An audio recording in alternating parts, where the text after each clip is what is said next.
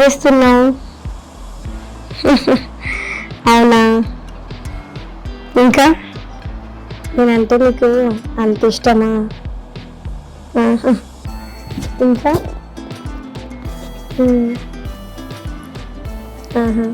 బయటికి వెళ్దామా? ఎప్పుడు?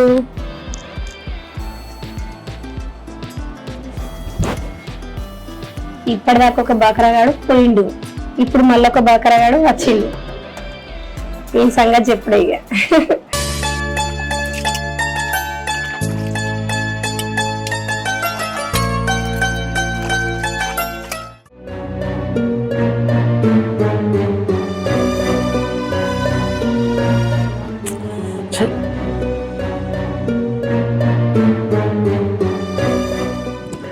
అసలు ఫోన్ లేపుతలేదు ఎందుకు? అసలు ఏం జరిగింది? సరే వాయిస్ మెసేజ్ పెడదాం ఒకసారి చూద్దాం. హలో దేవి, హలో దేవి, అసలు ఏమైంది? ఎందుకు ఫోన్ లేపట్లే? వారం అయింది, పైసలు అడ్జస్ట్మెంట్ అయినాయా కాలేదా? నాకు ఆఫీస్ నుంచి ఇబ్బంది, నేను ఊళ్ళోకి వస్తున్నా, నాకు సాయంత్రం ఫోన్ చేయి, నేను నీకు కలుస్తా. బాయ్.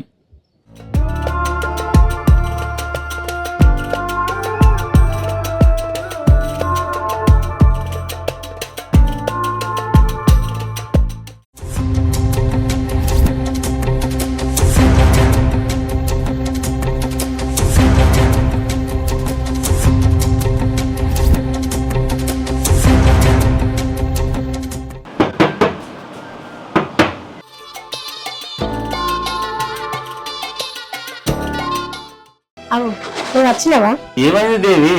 ఫోన్ చేస్తే ఫోన్ లేపట్లేదు, వేరే సెల్లులకి చేసినా కానీ మాట్లాడతలేవు, కట్ చేస్తాను. అసలు ఏమైంది? అయ్యో అవునా, నేను ఫోన్లో చూసుకోలేదు. అయితే నువ్వు కాల్ చేసినావా? అర్రే అదేంటి దేవి అంత సింపుల్ గా అంటున్నావు? వారం రోజులలో అడ్జస్ట్మెంట్ చేస్తా అన్నావు, ఆఫీస్ వాళ్ళు వచ్చి మా ఇంటి దగ్గర పెద్ద గొడవ చేసేలాట. అయ్యో అవునా, అయితే ఆ సీన్ వచ్చి మీ ఇంటికాడ లొల్లి చేసిండా? నేను అట్లా చేస్తానని అనుకోలేదు. ఇబ్బంది అయిందా బాగా మీ ఇంట్లో? మా భార్య ఏమో కడుపుతోనే ఉన్నది, వాళ్ళు వచ్చి లొల్లి చేసేలాట. అవునా? అసలు మా అమ్మ పరిస్థితి ఏందో నాకు అర్థమైతలేదు. అయ్యో నా వల్ల గింత ఇబ్బంది జరిగిందా రాజు? నేను ఇట్లా జరుగుతుందని అనుకోలే. అసలు నా పరిస్థితి ఏందో నాకే అర్థమైతలేదు. అయ్యో ఇప్పుడు నేను ఏం చేయాలి చెప్పు? 5 రోజుల్లో డబ్బులు వస్తాయని అనుకున్నా, కానీ రాలేదు. మరి ఇప్పుడు ఏం చేయాలి నువ్వే చెప్పు, నీకోసం ఏదైనా చేస్తా.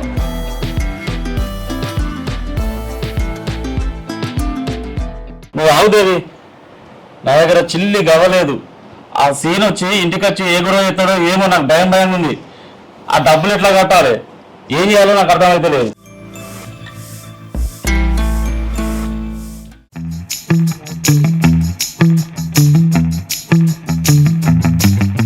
అయ్యో దేవుడా, ఎందుకయ్యా నా జీవితాన్ని ఇట్లా చేసినావు?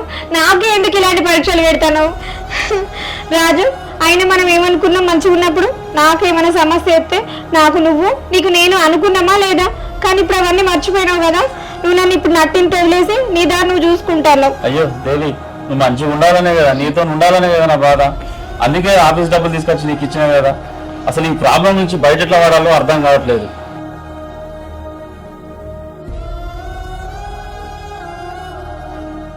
ఇప్పటికిప్పుడు ఆ డబ్బులను ఎట్లా సెట్ చేయాలి? నాకు నీ మీద ప్రేమ ఉంటే, నీకు నా మీద ప్రేమ ఉంటే ఆ పని ఎట్లన్నా చేస్తావు. ఆ సీను ఇంటికి వచ్చి గొడవ ఎత్తాడని ఇంటికి పోదామంటే భయం అవుతుంది నాకు. సరే 2-3 రోజుల డబ్బులు అడ్జస్ట్మెంట్ అయ్యి నేను ఆ సీను కనబడకుండా ఇంట్లో ఉంటా. సరే ప్రయత్నం చేస్తా. సరే నేను వెళ్తా.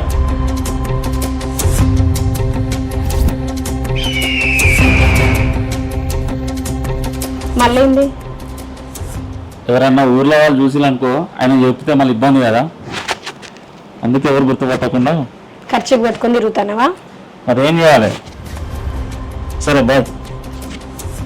వీడు ఏంది సంధ్య ఇట్లా చేసిపోయిండే? ఫోన్గా చెప్పిపోయినా మంచిగుండు. నేను జాగ్రత్త అంటే ఎంతో సంబరపడ్డత్తమ్మ, కానీ మనిషి ఇంత పని చేస్తాడు అనుకోలేదు. ఇక పోతన్నా కదా అని జాగ్రత్త చెప్పినట్టున్నాడు. ఎప్పుడు వస్తాడు?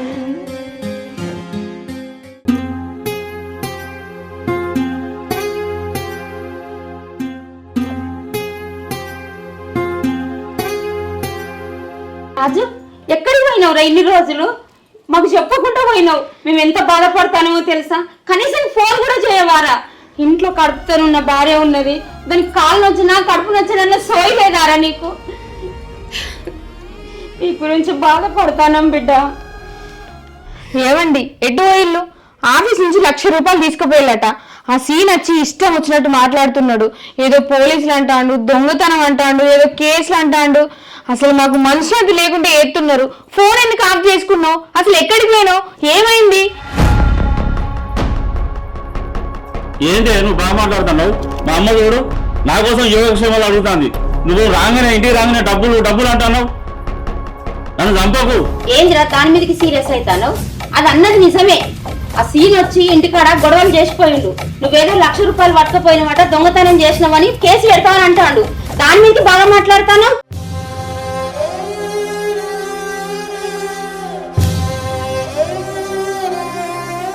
అది కాదమ్మా, మా ఫ్రెండ్కి అవసరం ఉంటే డబ్బులు ఇచ్చిన, వాడు ఇంకా డబ్బులు కాలేదన్నాడు.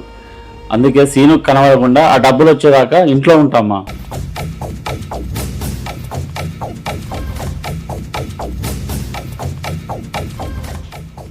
హలో, శ్రీనివాస్ గారా అండి మాట్లాడేది?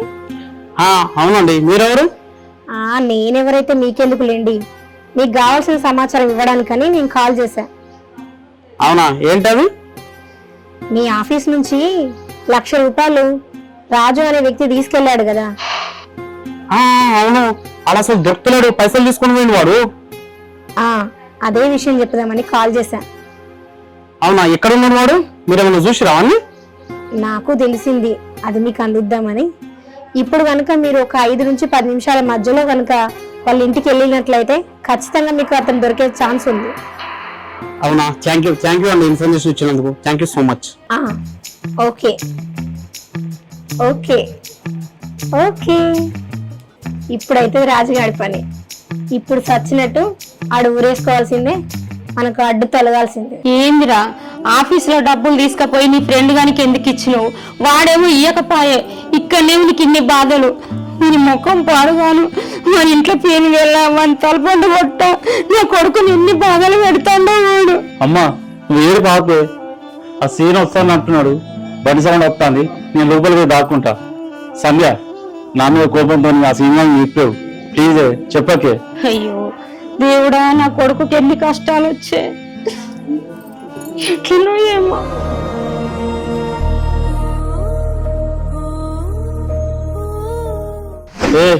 ఏం మాట్లాడుతున్నావే? నువ్వు నా ముందు మాట్లాడదానివేనా? ఈ రాజుగాడు ఇజ్జతికి ప్రాణం ఇస్తాడు.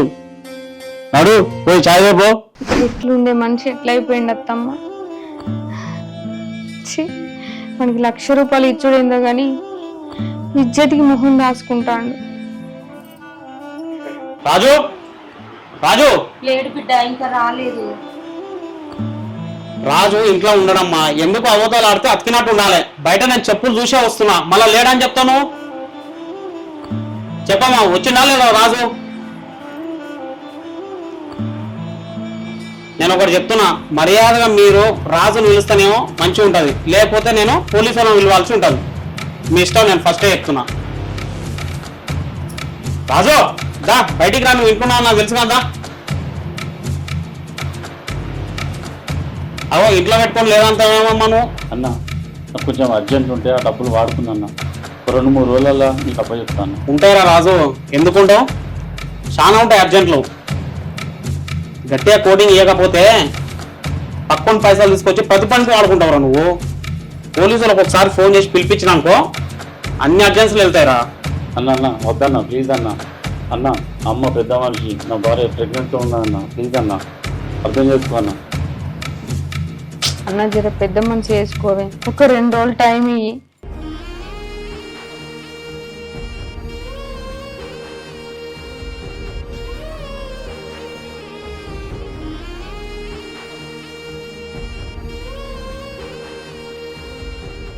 సరే రాజు, ఇగో మీ అమ్మగారి ముఖం, మీ భార్య ముఖం చూసి ఓ 3 రోజులు టైం ఇస్తున్నా నీకు. ఈ 3 రోజులలో నువ్వు ఏం చేస్తావో నాకు తెలియదు, ఎక్కడ పోతావో నాకు తెలియదు. ఆ 1,00,000 రూపాయలు తీసుకొచ్చి నాకు హ్యాండ్ ఓవర్ చేయాలి. అట్లయితేనే నువ్వు బతుకుతావు బిడ్డ, లేకపోతే పోలీస్ స్టేషన్లో వేపిస్తావు. సరే అన్న తీసుకొస్తాను. సరేనమ్మా, అడిగకపోయినా మీదే బాధ్యత. ఆ? ఏ సంధ్య, నీ మొగుడు రాజుగాడు బయటికి పోతానంటే ఇస్త్రీ చొక్కా లేని బయటికి వెళ్ళాడు. ఇస్త్రీ చేసి పెట్టు బట్టలు.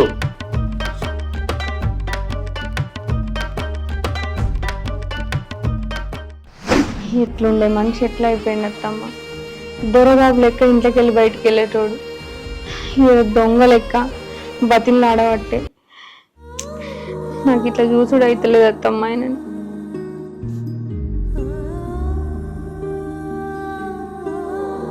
నా ప్రాణం నీళ్ళైతుంది అత్తమ్మ. నువ్వు బాధపడకే.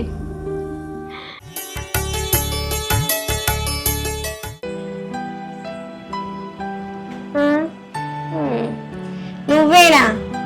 ఇంకా నేను ఎవ్వలో అనుకున్నది. ఎందుకు దేవి అట్లా మాట్లాడుతున్నావు? ఎట్లా మాట్లాడతానా? మంచిగానే మాట్లాడతానా? కొత్తగా పడుతుంది మాట అంతా. కొత్తనే కనబడుతుంది. ఎందుకంటే ఎప్పుడు ఒకటే కాలం ఉండదు కదా. కొన్ని రోజులు ఎండాకాలం, కొన్ని రోజులు వర్షాకాలం. దేవి అసలు డబ్బులు అయినా కాలేదా? మస్తు టెన్షన్ లో ఉన్నా. నీకున్న టెన్షనే నాకున్నది. ట్రై చేస్తానా? ఒక మొగాను నీకే డబ్బుల కోసం ఇంత టెన్షన్ ఉన్నది, మరొక ఆడదని నాకు ఎంత టెన్షన్ ఉంటది? అయినా ఆడవాళ్ళని చూసి ఎవరిస్తారు అనుకున్నా బిజినెస్ లో ఎక్కువ వస్తాయని. రాలేదు.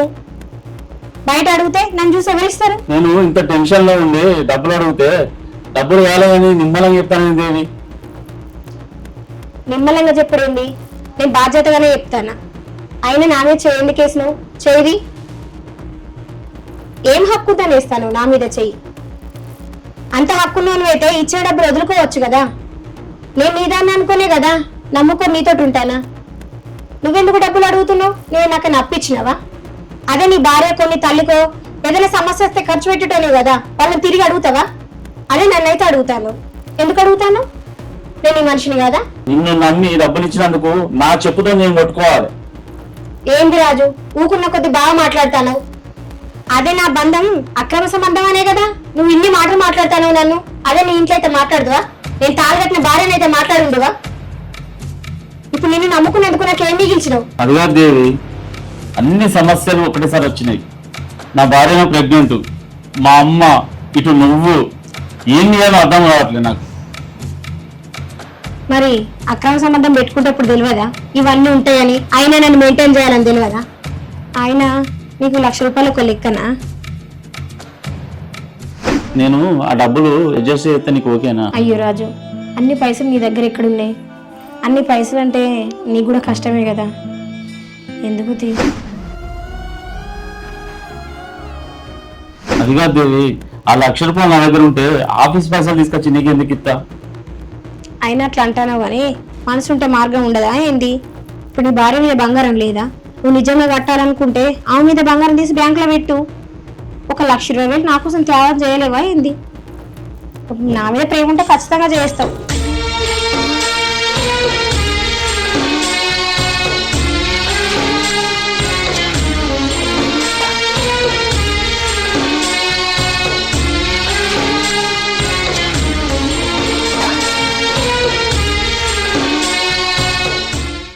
కొడుకు పుణ్యానికి వచ్చినని ఇన్ని రోజులు నాతో ఉన్నాడు. అదే 1,20,000 కట్టుకోమనగానే కథం వెళ్ళిపోతాడు.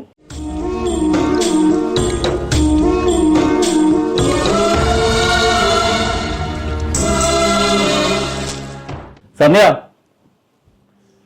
సంధ్య ఇట్రా.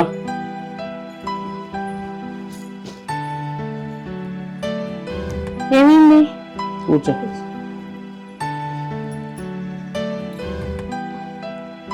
మా ఫ్రెండ్ గారికి డబ్బులు ఇచ్చింది కదా, ఆ డబ్బులు రావడానికి లేట్ అయిద్దట. పుస్తకాలు ఉంది కదా, అది తీసుకుపోయి బ్యాంకులో పెట్టి ఆ డబ్బులు కట్టేస్తా. ఏంది పుస్తకాలు తాడు ఇచ్చుడేంది? రేపు మాపు డెలివరీ అయ్యేటట్టున్నా. మన దగ్గర ఒక్క 10 రూపాయలు అయినా ఉన్నాయా? రేపు మంచి అయినా చెడైనా ఏదో బ్యాంకులో పెడితే 10 రూపాయలు తీసుకుపోయి హాస్పిటల్లో చూపించుకున్నామంటే ఇప్పుడు దానికి ఏమనుకో ఇచ్చి పుస్తకాలు తాడు ఏమంటావేంది? సరే ఇప్పుడు నేను ఇస్తా, నువ్వు అప్పు కడతావు మంచిదే. కానీ ఇప్పుడు ఆ 1,00,000 రూపాయలు ఏం చేసినావు నువ్వు? అది చెప్పిన తర్వాత తీసుకుపోయేటి. ఏం మనిషిరా నువ్వేం మాట్లాడతానో నీకేమన్నా అర్థమవుతుందా? అది కడుపుతో నుండి పొద్దులు పడ్డాయి, రేపు మాకు డెలివరీ అవుతుంది. ఉన్న బంగారం తీసుకుపోయి బ్యాంకులో పెట్టి వానికి అప్పు కడితే అది కంటే రూపాయి లేదు. ఎవరు ఇస్తారా నీకు అప్పులు? ఇప్పటికే తల దాచుకొని 4 గోడల మధ్యలో దాచుకుంటాను. నువ్వు బుద్ధిని మాట్లాడతావా? నువ్వు ఇచ్చేది లేదు, నీకే బంగారం ఏది వాడిని గట్టి కడుక్కొచ్చి అప్పు కట్టు. అమ్మా నాకు ఎవరు ఉన్నదే, మీరిద్దరే కదా. ప్లీజ్ సంధ్య అర్థం చేసుకో. నిన్ను తప్ప నేను ఎవరిని అడుగుతా సంధ్య? ప్లీజ్ సంధ్య, ప్లీజ్ అర్థం చేసుకో ప్లీజ్.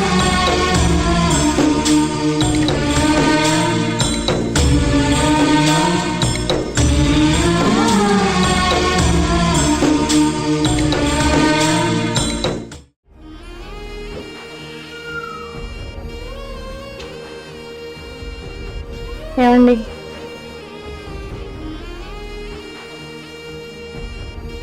నేను ఈ బంగారం ఇడిపిమని అడగను. ఇంతకుముందు ఖర్చు చేసిన 1,00,000 రూపాయలు కూడా ఇవ్వని నేను అడగను. ఇంతకుముందు మీరు నాతో ఎట్లున్నా కూడా మీరు ఎందుకు ఇట్లున్నారని కూడా నేను అడగను.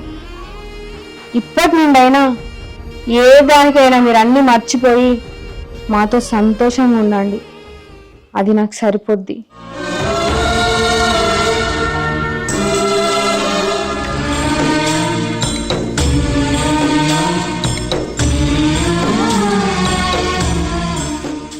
చూడు బిడ్డ, పసుపు తాడు కట్టుకొని నీకు బంగారు తాడిచ్చింది.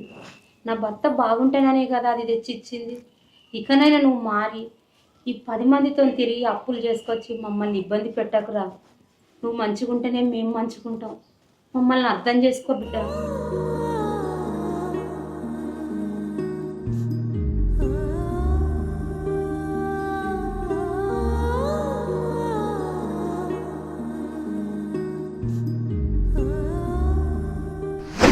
ఏమండి, నెలలు నిండినాయి, నాకు అస్సలు చేతనైతలేదు. పొద్దున్న లేస్తే ఒకసారి హాస్పిటల్ పోదాం.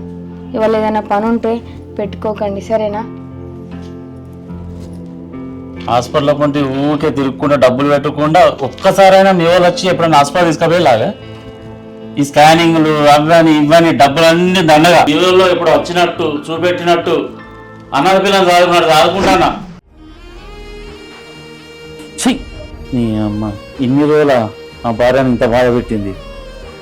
ఇంత బాధ పెట్టిన దాని ఒంటి మీద బంగారం తీసి నాకు ఇచ్చింది.